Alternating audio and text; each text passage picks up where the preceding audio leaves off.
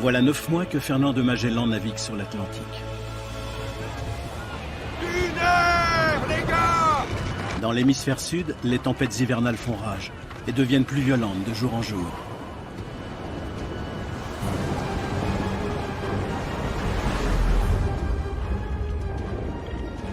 Magellan a échafaudé un plan audacieux et risqué. Mais il espère qu'au bout de l'aventure, richesse et pouvoir seront au rendez-vous. Il entend ouvrir une nouvelle route maritime vers l'Asie, en passant par l'Ouest.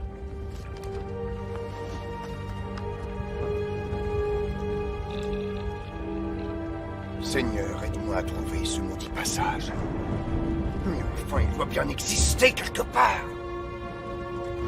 Et si c'est le seul moyen, nous irons jusqu'au bout du monde, mais je le trouverai!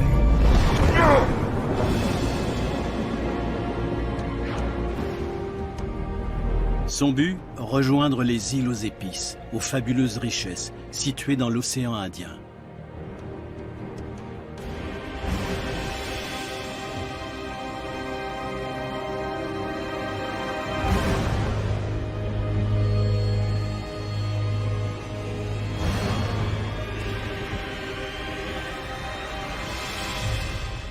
Au début du XVIe siècle, les grandes puissances maritimes que sont l'Espagne et le Portugal se partagent le Nouveau Monde, afin de prévenir de futurs conflits lors de l'exploitation des territoires étrangers. Le pape Alexandre VI réserve à l'Espagne le droit de s'approprier les richesses situées à l'ouest de l'archipel des Açores, tandis que celles situées à l'est, en Afrique et en Asie, reviendront au Portugal. Une âpre querelle divise encore les deux royaumes au sujet des Moluques, les îles aux épices. Les Espagnols ne peuvent pas y accéder car la seule route connue pour rejoindre ces îles traverse l'océan Indien, contrôlé par les Portugais. C'est l'époque des grandes découvertes. Depuis que Christophe Colomb a découvert l'Amérique pour le compte de la Castille et que Vasco de Gama a ouvert la route des Indes pour le Portugal, une lutte sans merci a lieu entre ces deux superpuissances navales occidentales. À partir de là, des biens comme les épices acquièrent une valeur stratégique inestimable. Celui qui contrôlera la route des îles aux épices sera le maître du monde.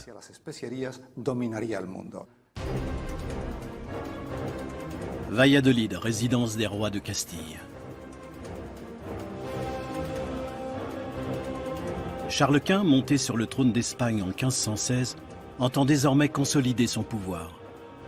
Il a des visées sur les richesses des territoires du Nouveau Monde et se livre à une course effrénée avec le Portugal, dont l'enjeu est la domination des 7 mers.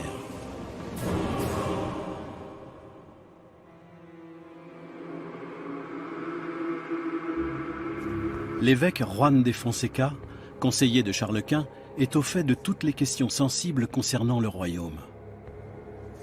Majesté, vous devriez au moins le rencontrer. Un capitaine portugais, dites-vous. En quoi va-t-il servir l'Espagne? Les Portugais ont refusé de lui prêter oreille. Et alors? Est-ce pour nous une raison suffisante? Oui, Votre Majesté, parce que l'enjeu est immense. Il aurait fait une grande découverte qui pourrait tout à fait ruiner le monopole commercial des Portugais. Si c'est vrai, ses compatriotes le verront comme un traître. Je me demande bien ce qu'il va nous raconter. Fernand de Magellan.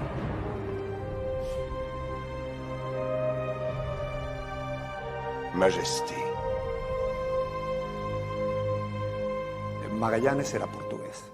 Magellan était portugais. Un Portugais nommé à la tête d'une flotte castillane, c'est là que le bas blesse. S'il avait été castillan, et si en outre il avait été noble, il n'aurait probablement pas rencontré tous ces problèmes. Magellan persuade Charles Quint de la pertinence de son projet, ce qui suscite bien sûr la jalousie des Espagnols. Mais voulez-vous absolument confier à un transfuge toute notre flottille? Qui va nous garantir qu'il n'ira point espionner pour le compte de l'ennemi? Ce sera à vous de le contrôler.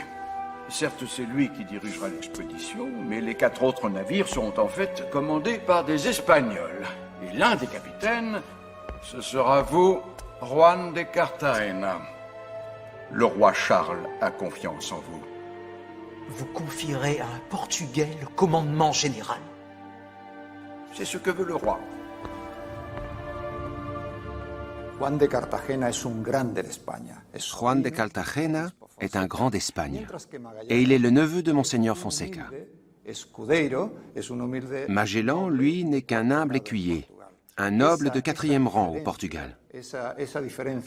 Dès le début, cette différence de statut social suscite une rivalité entre eux.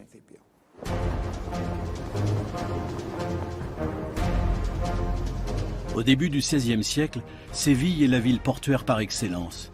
C'est de là que les navigateurs espagnols partent à la conquête du monde. Pendant 2 siècles, le port fluvial de Séville, qui s'étend juste en dessous de la Tour de l'Or, va devenir le centre du monde.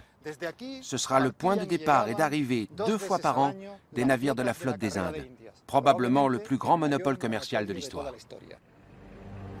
Les archives générales des Indes conservent notamment des documents relatifs à l'histoire coloniale espagnole. L'historien José de la Fuente étudie depuis longtemps les aventures de Fernand de Magellan. Antonio de Mora, le conservateur du musée, s'intéresse plus particulièrement à l'aspect économique de l'expédition. Ces documents vieux de 500 ans constituent un trésor inestimable. Tout est consigné en détail dans les archives générales de la flotte des Indes. L'entreprise coûte près de 8,5 millions de maravédis, ce qui représente une fortune colossale. De nos jours, si une superpuissance planétaire pouvait se permettre une telle dépense, cela équivaudrait à financer des voyages dans l'espace. Oui, si on veut. En tout cas, ça permet de mesurer l'ampleur des risques encourus. On voit bien que les enjeux sont immenses et la rivalité politique avec le Portugal transparaît dans tous ces documents.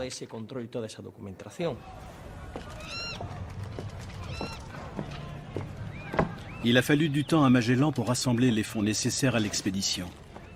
Mais à présent, ils sont suffisants pour un voyage de 2 ans en mer.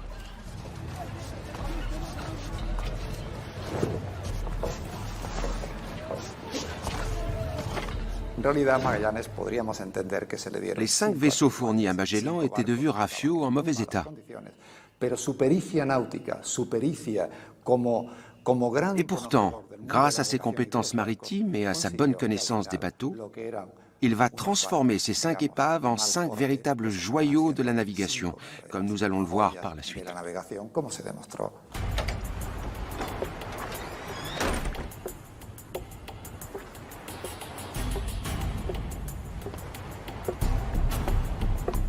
Il faudra près d'1 an et demi pour remettre en état les navires. Avant d'appareiller, Magellan remplit les cales à ras-bord, avec les provisions nécessaires pour cette longue expédition.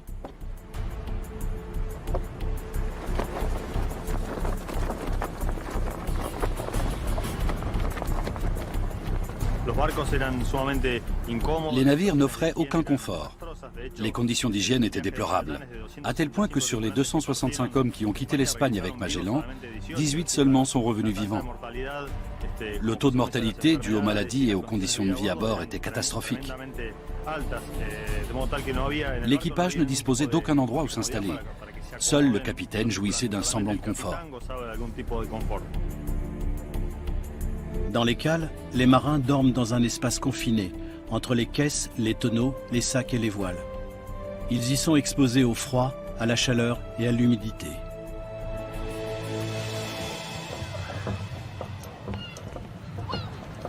Où puis-je trouver le sieur Magellan? Lorsque les bailleurs de fonds apprennent que Magellan a l'intention d'engager comme marin des compatriotes portugais, ils entendent bien l'en empêcher.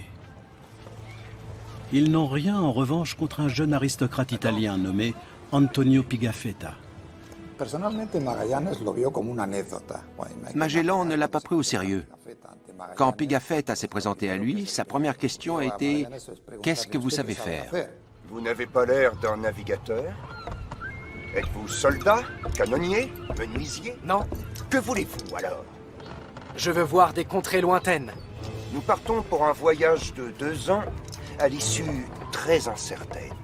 Je parle plusieurs langues et j'écris très bien. Il vous faut quelqu'un pour consigner tout ce périple afin que ceux qui restent à terre puissent en connaître les moindres détails. Quand Pigafetta lui a expliqué qu'il était une sorte d'aventurier, ce qu'on décrirait aujourd'hui comme un fils de bonne famille en quête de sensations fortes, il a dû avoir envie de l'envoyer au diable. Mais Pigafetta avait d'excellentes recommandations. Et Magellan n'était pas idiot. Il a compris qu'il ne pouvait pas se permettre de refuser. Antonio Pigafetta sera le chroniqueur de ce premier voyage autour du monde. Son journal de bord est un document précieux. Le 10 août 1519, une flotte composée de 5 caraques quitte le port de Séville. Le rêve de Fernand de Magellan se réalise. Désormais chef de l'expédition, il entame avec ses hommes un voyage vers l'inconnu. En choisissant de naviguer vers l'ouest, parviendra-t-il à rallier les îles aux épices? Prendra-t-il un avantage décisif sur le Portugal pour la suprématie sur les mers?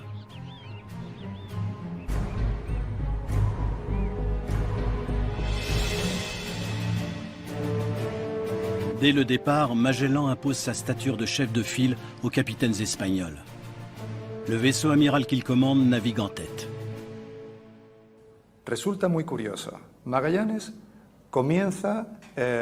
Au début, Magellan est sceptique vis-à-vis de ses hommes.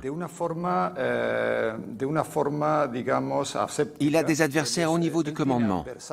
Les capitaines des autres vaisseaux, qui sont tous castillans, les inspecteurs, le comptable, le trésorier. Au sein des équipages, les marins portugais l'aiment, ils l'admirent, c'est l'un des leurs. En revanche, les Espagnols voient en lui un rival parce qu'il est étranger.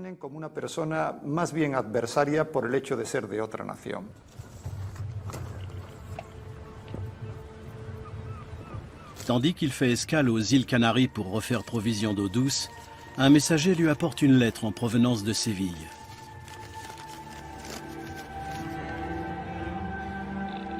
Je viens d'apprendre, tout à fait par hasard, que les autres capitaines préparent secrètement votre perte. Malgré tous les dangers, ils vont lancer une grande révolte contre vous et vos hommes. Vous ne serez guère surpris d'apprendre le nom de celui qui est à leur tête. Juan de Cartagena. Le fidèle serviteur et l'intime de Monseigneur Fonseca, le conseiller du roi.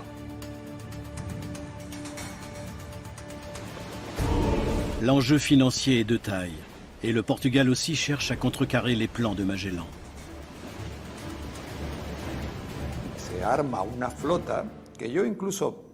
Les Portugais arment donc une flotte. Et à la lumière des dernières recherches, je crois qu'ils ont aussi tenté de déployer une stratégie visant à neutraliser en différents points du globe l'ambitieux projet de Magellan.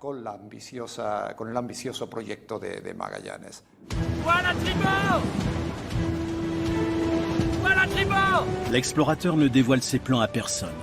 Partout, il flaire la trahison. Lors de l'appel matinal, au moment de donner ses instructions pour la journée, il n'accepte aucune suggestion et ne tolère aucune opposition. Depuis qu'il a été prévenu, il surveille de près un homme en particulier, Juan de Cartagena, son vice-amiral. Comment pouvez-vous changer de cap sans nous consulter? Ne me demandez rien, je n'ai de compte à rendre à nul autre qu'à Charles Quint. Ne me parlez pas comme à un vulgaire mousse. Alors, arrêtez vos enfantillages. Nos vaisseaux tanguent en pleine mer depuis 2 semaines. Les matelots grognent déjà et je m'interroge quant à vos intentions. Et si vous vouliez nous livrer à vos compatriotes? Silence, sinon... Vous me menacez? Un Portugais menace un Espagnol? Quels sont vos plans? Nous avons le droit de savoir où vous nous menez. Vous n'êtes pas en mesure d'exiger quoi que ce soit. C'est moi que le roi a nommé amiral de cette flottille. Et ceux qui s'opposent à moi sont une menace pour l'expédition du roi d'Espagne. À partir de maintenant, vous ne commandez plus le San Antonio. Disparaissez!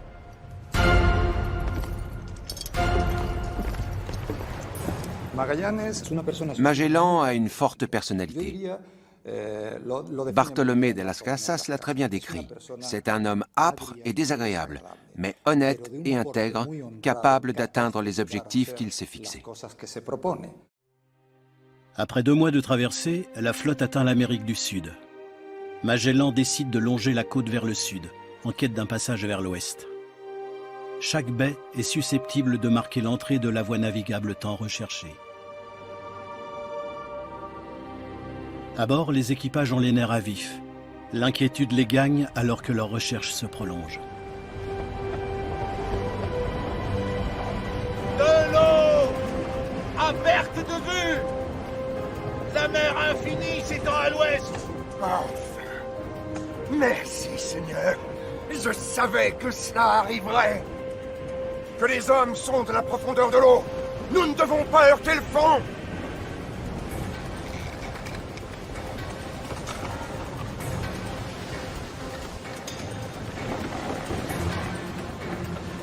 Séparons la flottille. Nous fouillerons l'ensemble de la côte. Nous finirons par trouver ce passage. Nous visiterons la moindre crique, aussi petite soit-elle. Nous mettrons toutes les chances de notre côté pour trouver ce détroit.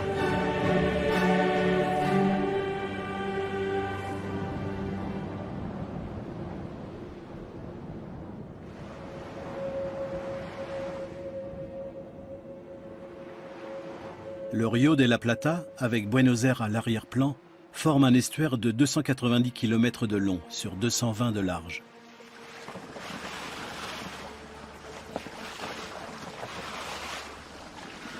Magellan reprend espoir. Il pense toucher au but. Pendant 2 semaines, il explore l'estuaire sans relâche, à la recherche de la voie navigable qui reliera l'Atlantique au Pacifique. Juan Petroni est un navigateur expérimenté. Il connaît parfaitement cette immense baie qu'on pourrait prendre pour un océan.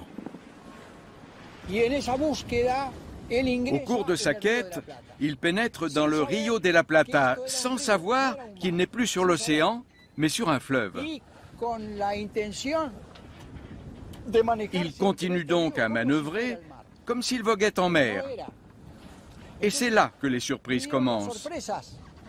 Le vent, la profondeur de l'eau, les vagues, tout est différent. Magellan fait alors un test tout simple.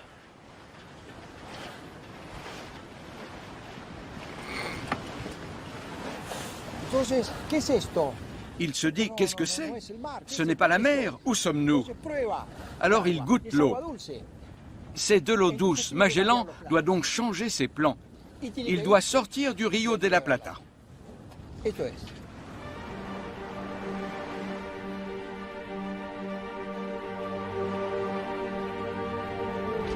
Cette tentative infructueuse est un grand revers pour Magellan. Toutes ses hypothèses étaient-elles erronées? S'est-il à ce point laissé aveugler par son propre rêve? Voilà 6 mois que la flotte a quitté Séville, mais elle semble toujours aussi loin du but.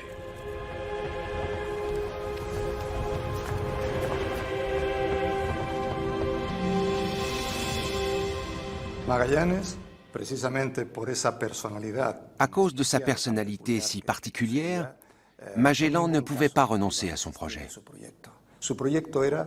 Pour lui, c'était la mort ou le triomphe. Pas question de faire demi-tour. C'est un élément qu'il ne faut pas oublier lorsqu'on étudie l'histoire du voyage de Magellan. C'était tout ou rien.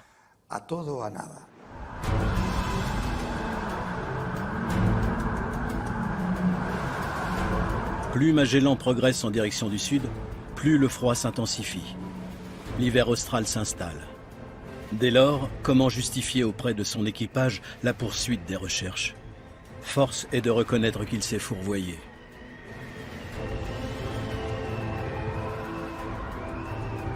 Où est donc ce passage vers la terre promise qu'on nous fait miroiter?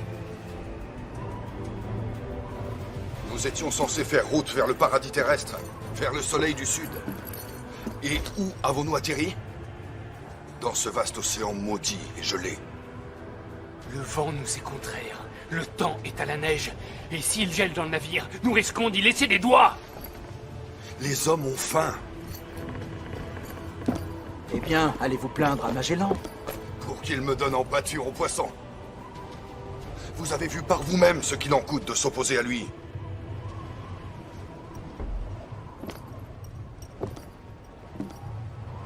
Et si nous décidions de virer de bord et de faire voile sur l'Espagne? Ils sont nombreux à vouloir faire cela. Oui. Et ils le seront de plus en plus.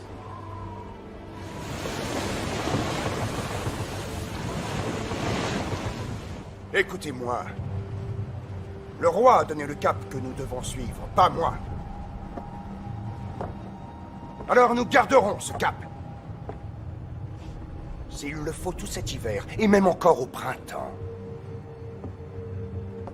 Il nous reste des biscuits, du vin et de l'eau fraîche en quantité, messieurs. Alors réfléchissez! Vous ne vous rendez pas compte qu'un nouveau monde est à portée de main? Le monde fabuleux des épices! Plus il sera difficile à atteindre, plus nous serons riches. Nous servons le roi, alors nous voguerons jusqu'à trouver ce passage. Vous avez compris? Ayez foi, et Charles Quint vous récompensera. Magellan croit dur comme fer à la réalisation de son rêve. Mais face aux tempêtes de l'hiver austral, la progression des navires est de plus en plus difficile. C'est alors que l'inespéré se produit. Les navigateurs découvrent un nouvel estuaire abrité des vents, qu'ils nomment Puerto San Julián. Cette baie paisible leur offre un abri salutaire. Ils peuvent s'y ravitailler en eau douce et la pêche y est facile.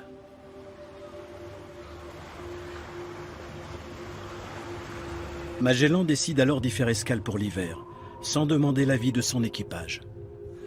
À 49 degrés et 30 minutes de latitude sud, enfin nous trouvâmes un havre. Tout nous poussait à y passer l'hiver. Nous décidâmes donc d'attendre le printemps pour repartir. Magellan donne l'ordre au navire d'affaler les voiles. Ils sont maintenant en route depuis 9 mois. Les marins découvrent des animaux étonnants, comme les pingouins et les lions de mer. La mer houleuse, le vent glacial et le manque de nourriture sapent peu à peu le moral des hommes. À cela s'ajoute la peur d'être précipité dans le néant en atteignant le rebord de la Terre. En effet, beaucoup pensent encore qu'elle est un disque plat. D'ailleurs, ces étranges créatures à la robe bicolore n'annoncent-elles pas la proximité du néant? L'expédition de Magellan était la toute première à atteindre ces côtes.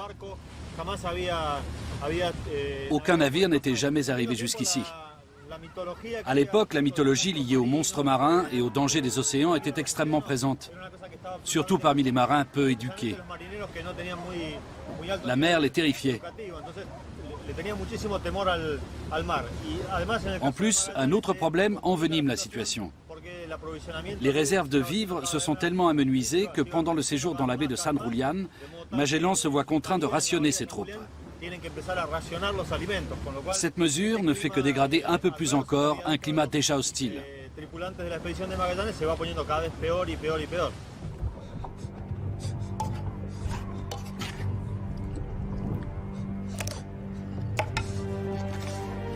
Voilà qu'on avale des rations gâtées.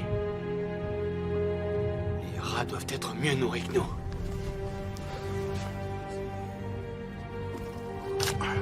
Au sein des équipages, le mécontentement grandit, ce qui n'empêche pas Magellan de diminuer encore les rations journalières.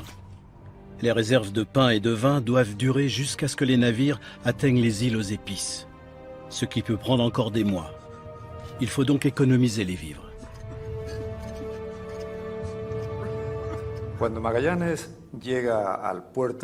Quand Magellan arrive au port de San Julián, les conditions sont absolument épouvantables.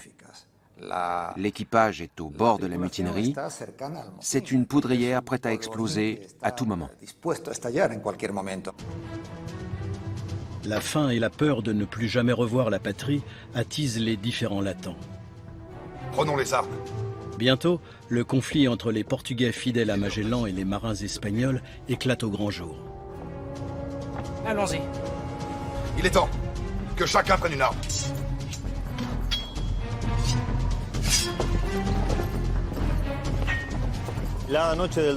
Pendant la nuit glaciale du 2 avril 1520, la mutinerie éclate. 3 navires se soulèvent contre Magellan, qui n'en commande alors plus que 2. L'autorité de Magellan, tout comme sa mission, sont sérieusement remises en question. Mais il ne perd pas son sang-froid. Il envoie des négociateurs qui font semblant d'engager des pourparlers auprès des révoltés, afin de les amadouer. Des fidèles de Magellan se faufilent à bord des navires mutinés et parviennent à en prendre rapidement le contrôle. Bientôt, les révoltés n'auront plus qu'à rendre les armes.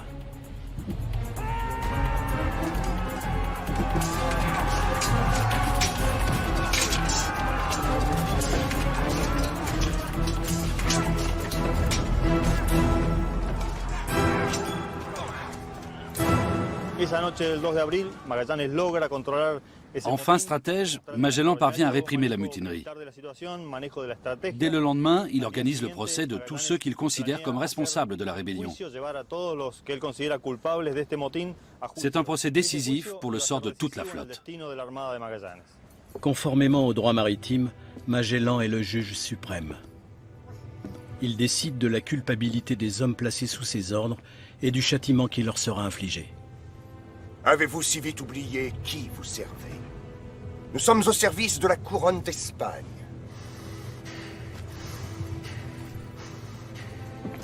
Nous sommes au service du roi Charles Quint. Nous n'avons pas failli à notre devoir. Parce qu'en plus, vous êtes un lâche. Et moi qui vous croyais doté de la force d'âme qui caractérise les Espagnols depuis toujours. Nous végétons depuis des mois dans ce désert de glace. Le détroit, plus personne n'y croit. Nous voulons rentrer. Jamais! Je préfère mourir que me désavouer. Nous avons perdu trop d'hommes! Ils sont tombés à l'eau, ou sont morts de froid. Est-ce cela que vous voulez? Au diable vos épices, et au diable votre or! Est-ce là une raison suffisante pour tenter de nous tuer? Vous êtes coupable de mutinerie et de haute trahison. Vous n'êtes plus digne de rester à nos côtés à bord de ce vaisseau.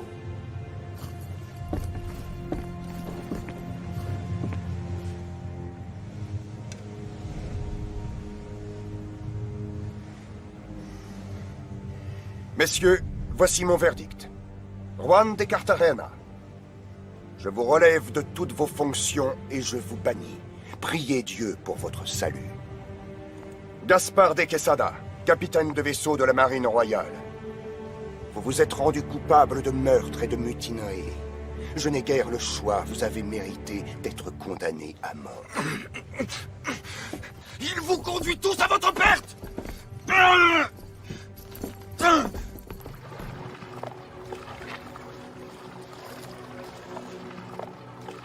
S'il s'était conformé au droit maritime, Magellan aurait dû condamner à mort un 5e de ses équipages. Mais cela aurait tout bonnement signifié la fin de l'expédition, faute d'hommes pour la poursuivre. L'exécution pour l'exemple de Gaspar de Quesada illustre bien la sévérité et l'intransigeance du capitaine portugais.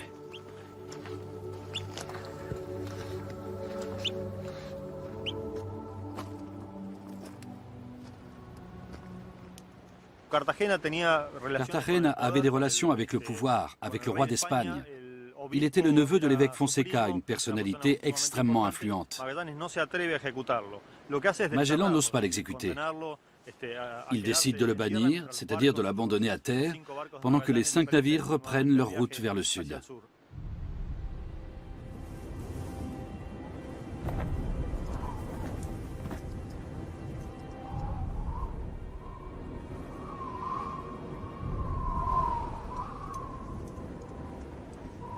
Juan de Cartagena est débarqué sur le rivage de la baie de San Julián, avec en tout et pour tout une épée et quelques vivres. Dans le désert de Patagonie, il est condamné à une mort lente et cruelle. Oh non! Mon Dieu! Je vous en prie, ayez pitié.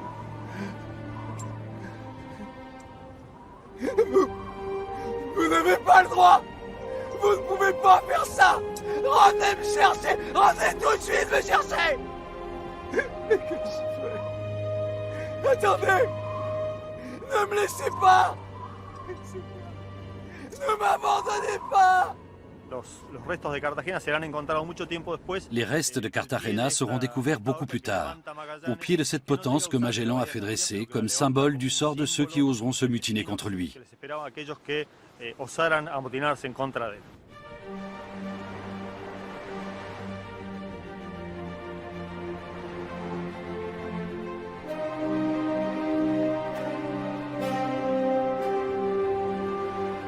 Fin août 1520, après 5 mois d'escale, la flotte quitte la baie de San Julián. L'hiver austral terminé, Magellan peut repartir en quête du fameux passage vers l'ouest.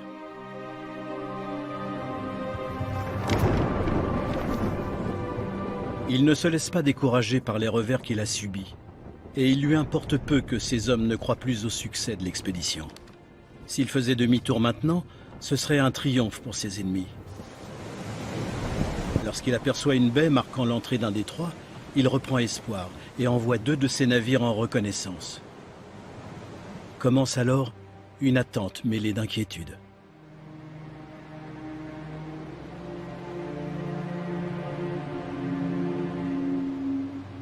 Mais une tempête se lève, faisant dériver les 2 caracs d'une baie à l'autre, vers l'ouest.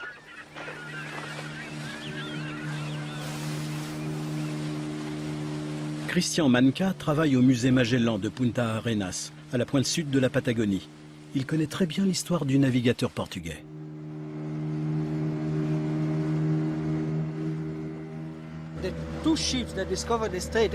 Les 2 navires envoyés en reconnaissance sont entrés dans ce passage étroit qu'on appelle Primera Angostura en espagnol.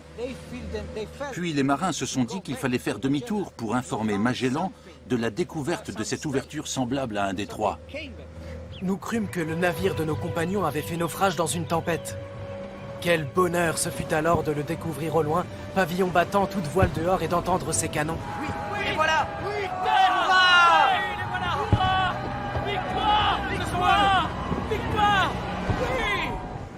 Les 2 navires reviennent porteurs d'une bonne nouvelle. La voie navigable semble continuer vers l'ouest. De plus, comme la salinité de l'eau reste constante, les marins en déduisent qu'il ne s'agit pas d'un estuaire comme le Rio de la Plata. Magellan et ses équipages progressent en tâtonnant, de baie en baie, de fjord en fjord, contournant les récifs et les bancs de sable, à travers ce dédale fait d'innombrables bras d'eau. Une question essentielle s'est posée quand le détroit s'est ramifié en 2 branches. L'une allait s'avérer sans issue et l'autre remontait vers le nord. C'est alors que Magellan s'est demandé pour la première fois s'il fallait scinder la flotte en 2.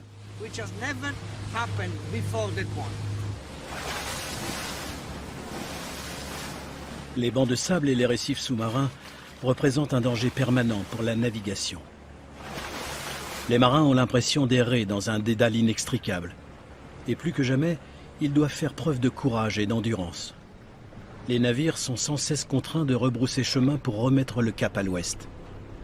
Y a-t-il une issue pour sortir de ce labyrinthe aquatique? Ce n'est pas un détroit comme les autres. C'est un ensemble de voies navigables qui s'étend sur près de 1000 km de long. Ces marins ont été les premiers à s'y risquer. Et ils avaient peur de tout, des hommes, des conditions météorologiques. Ils devaient affronter tout ce qui se présentait dans le détroit.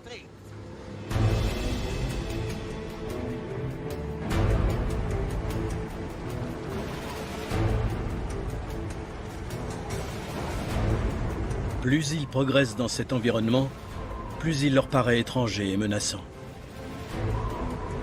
T'as vu? C'est quoi? C'est quoi ces feux là-bas? Sur la côte, ils aperçoivent des feux mystérieux, mais ne voient pas d'hommes dans les parages. Magellan baptise cette région inhospitalière Tierra del Fuego, la terre de feu. Quel étrange endroit est-ce là? Soumis à tous les vents? Quel homme, quel genre d'animal pourrait vouloir y vivre? Est-ce le monde terrestre ou la porte de l'enfer? Où donc nous mène ce voyage? Reverrai-je jamais ma patrie? Reverrai-je jamais mon épouse et mes enfants? Reviendrai-je un jour en homme riche, couvert de gloire et acclamé en héros? Quand?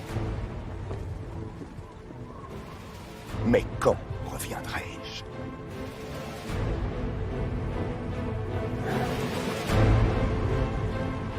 Pendant plus d'1 mois, Magellan cherche avec acharnement le passage vers l'ouest, poussant ses hommes dans leur dernier retranchement. C'est à ce moment qu'a lieu le tournant décisif. La voie d'eau, jusque-là étroite et sans fin, commence peu à peu à s'élargir, pour s'ouvrir sur une surface d'eau qui s'étend à perte de vue. Cette route maritime, ouverte grâce à la ténacité de l'illustre navigateur, sera baptisée en son honneur le détroit de Magellan. Ce dernier a réussi son pari, prouver qu'il existait bel et bien un passage entre l'Atlantique et le Nouvel Océan, une route qui permettrait d'accéder aux richesses de l'Asie. Mais venez, allez mes frères, venez!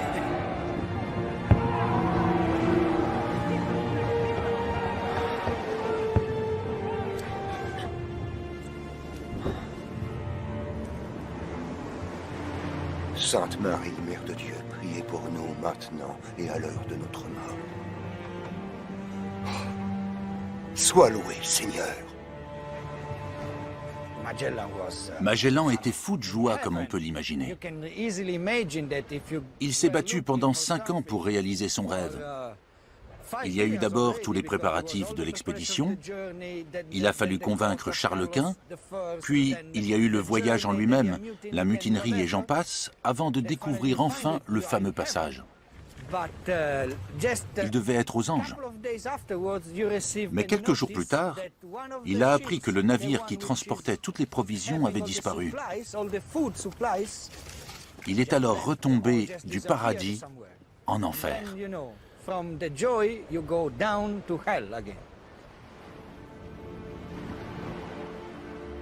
Le navire en question a tout bonnement déserté. Il a rebroussé chemin pour regagner l'Espagne. Magellan ne cède pas au désespoir pour autant. Il est persuadé que les îles aux épices ne sont plus très loin. Cependant, il ignore que devant lui s'étend le plus vaste océan de la planète. Il le qualifiera d'ailleurs de Pacifique, en raison de la tranquillité de ses eaux, à peine ridées par une douce brise. Les 3 navires restants entament alors une longue et pénible traversée. Les jours se succèdent, puis les semaines et les mois, sans la moindre terre en vue. À nouveau, le doute et le découragement assaillent les marins. Trouveront-ils jamais les îles aux épices? L'horizon reste désespérément vide, sous un soleil de plomb.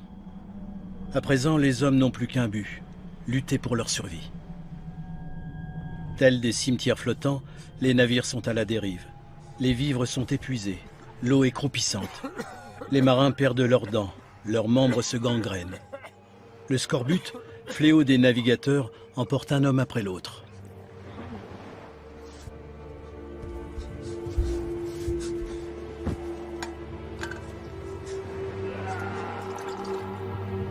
Un jour, je surpris quelqu'un qui fixait avec envie un cadavre encore chaud. On voyait qu'il l'aurait très vite dévoré s'il avait pu le faire. L'expression de son visage le trahissait car elle montrait son intention de découper ce corps en tranches, et puis de le déguster à la petite cuillère.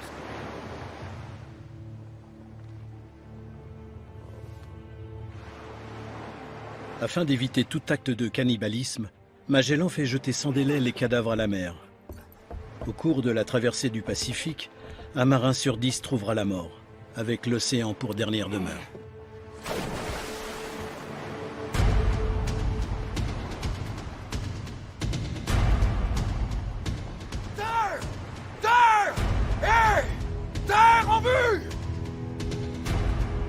Au bout de 3 mois et 20 jours d'une traversée éprouvante, la terre apparaît soudain à l'horizon, telle une planche de salut inespérée. Voilà 1 an et demi que la flotte a quitté Séville.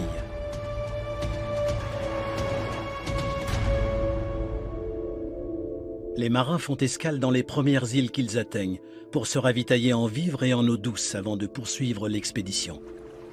Magellan découvre ensuite un archipel qu'on nommera plus tard les Philippines.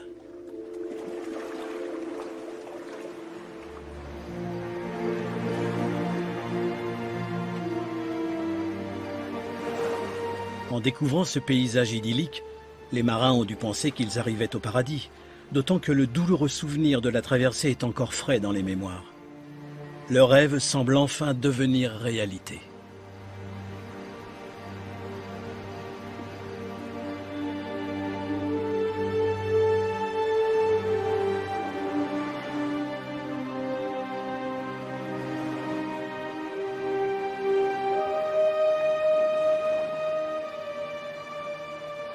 Magellan a emmené avec lui Enrique, son fidèle serviteur. Originaire de Sumatra, non loin des Moluques, il doit servir d'interprète dans les îles aux épices. Il est loin d'imaginer ce qui va se passer aux Philippines.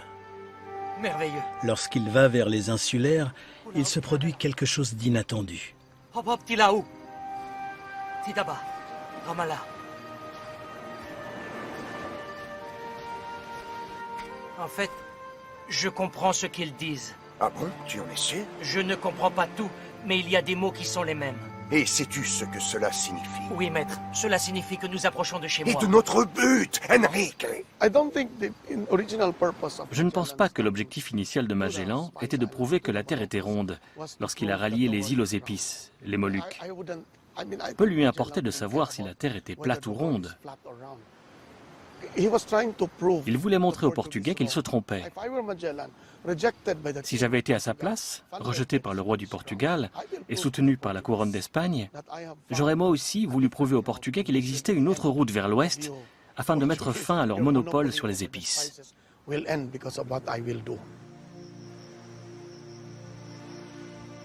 En Europe, personne ne soupçonne l'existence des Philippines, l'archipel découvert par Magellan près des Moluques. Il en prend possession au nom de Charles Quint et en son nom propre. En effet, avant le départ de la flotte, le roi lui a octroyé un pourcentage de tous les gains qui découleraient de l'exploitation des nouvelles colonies. Les insulaires n'ont pas perçu l'arrivée de Magellan comme une invasion ou une colonisation. Ils ont d'abord pensé qu'il était venu pour faire du commerce avec eux. Le navigateur commence par nouer avec les autochtones des relations commerciales qui lui seront utiles par la suite. Il entend consolider son influence dans la région. Peut-être rêve-t-il même de bâtir son propre royaume dans le Pacifique Sud-Est.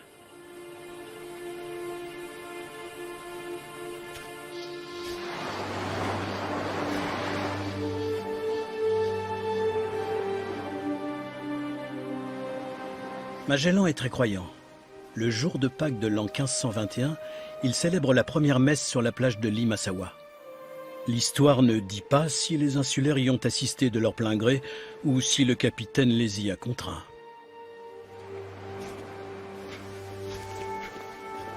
Les monarques espagnols et portugais considèrent la conquête du monde comme une mission divine. L'évangélisation est censée montrer aux autochtones que les rapports de force sont une émanation de l'autorité divine et qu'ils doivent se soumettre au souverain de droit divin. Ceux qui n'adoptent pas la foi véritable sont mis à l'index.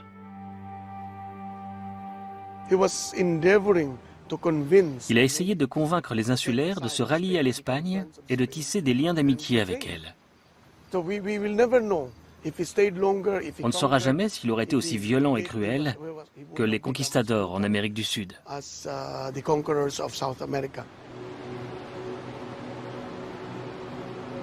Magellan reprend la mer pour sillonner l'archipel. Il veut annexer autant d'îles que possible dans l'espoir d'obtenir richesse et pouvoir pour le roi d'Espagne et pour lui-même. Pour mener à bien cette mission, il est piloté par les insulaires, car la navigation sur les eaux de l'archipel est dangereuse. Après avoir quitté Limasawa, la flotte met le cap sur Cebu, un important port de commerce. Magellan et la couronne d'Espagne ont besoin d'un chef de file, d'une alliance solide et puissante pour les soutenir dans la région, afin de s'assurer le contrôle de la route des épices. Et Humabon, le roi de l'île de Cebu, leur semble la personne idéale pour jouer ce rôle. Humabon, le roi de Cebu, est en conflit avec Lapu-Lapu, le chef de tribu d'un îlot voisin. Magellan décide de combattre pour le compte du roi Humabon afin de lui démontrer sa puissance. Avec une arrogance qui ne lui ressemble pas du tout, Magellan lui dit « Je n'ai pas besoin d'aide. Avec 50 de mes hommes, nous les écraserons, même s'ils nous envoient des milliers d'indigènes. »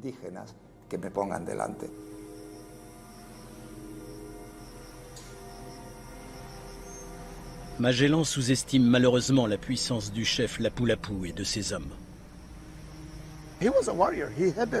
C'était un guerrier. Tout son village se battait pour contrôler le territoire. Ses hommes se faisaient faire un tatouage chaque fois qu'ils remportaient une bataille.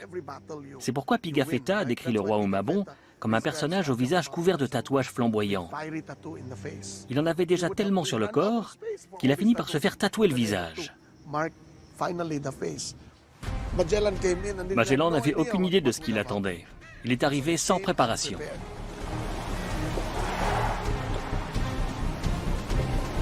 Le 27 avril 1521, Magellan accoste sur l'îlot de Mactan, voisin de Cebu, pour livrer bataille à Lapu-Lapu. Vous n'avez rien à craindre de tous ces guerriers sauvages. Nous avons déjà remporté des batailles plus difficiles. Ils vont voir ce qu'il en coûte de faire obstacle aux pierres marins du roi. Il est arrivé sur un territoire où les luttes et les alliances étaient courantes et où les hommes avaient l'habitude des combats.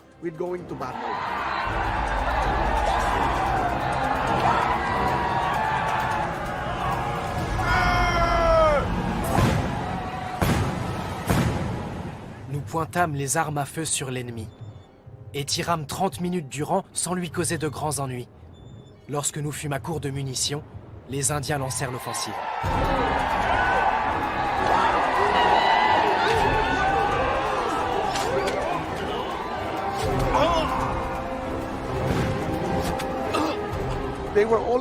Les hommes de Magellan étaient des cibles faciles pour les insulaires, qui les ont attaqués à coups de flèches et de lances en bambou. J'aurais bien aimé assister à cette bataille.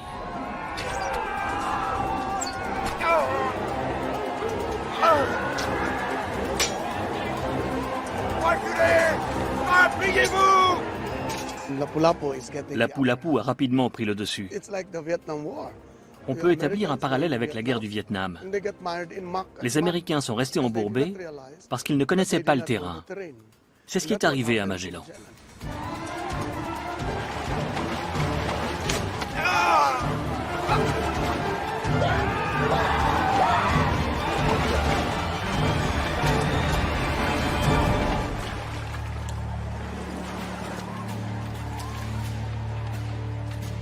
Magellan est mort.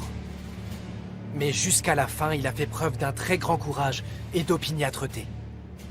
Je souhaite que l'histoire n'oublie pas son nom.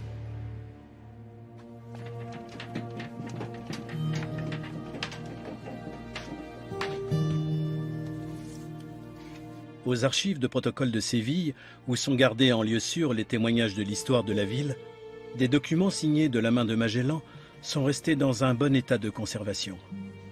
Bien qu'il n'ait jamais atteint en personne les îles aux épices, sa légende lui survit.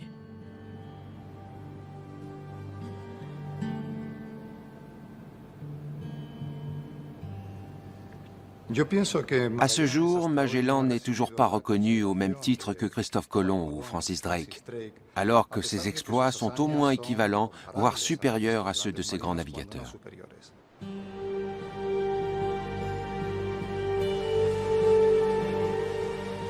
Après la mort de Magellan, l'expédition se poursuit, sous le commandement du capitaine Juan Sebastián Elcano. Des 5 carracks qui composaient la flotte au départ, il n'en reste maintenant plus que 2. À l'issue d'une longue odyssée, elles atteignent enfin les Moluques.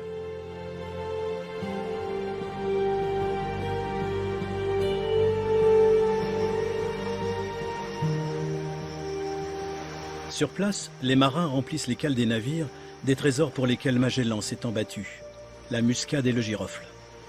Ces précieuses épices seront vendues à prix d'or en Europe. Avec l'or et l'argent, elles sont à l'origine de la richesse et de la puissance des royaumes du Portugal et d'Espagne. Bientôt, d'autres nations européennes convoiteront elles aussi la manne financière que représentent les épices. Des 5 navires partis de Séville, seul le Victoria prend la route du retour vers l'Espagne. Il quitte les Moluques en décembre 1521 et entame la traversée de l'océan Indien contrôlé par le Portugal. Les marins craignent en permanence que leur navire ne soit découvert et arraisonné par leurs ennemis. Sur les 265 marins que Magellan a engagés, seuls 18 parviennent à rentrer en Espagne en septembre 1522. Leur expédition aura duré 3 ans. Antonio Pigafetta fait partie des rescapés. Ce premier tour du monde assurera également la gloire posthume du chroniqueur.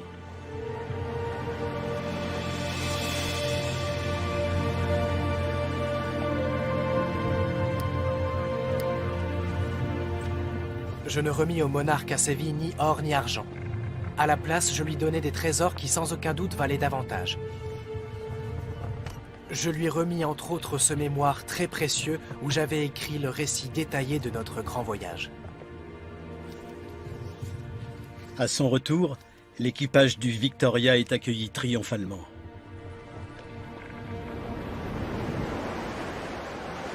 Néanmoins, la voie ouverte par Magellan au prix de tant d'épreuves et de vies humaines s'avérera bientôt une route commerciale peu rentable et sera délaissée, tant sa navigation est périlleuse.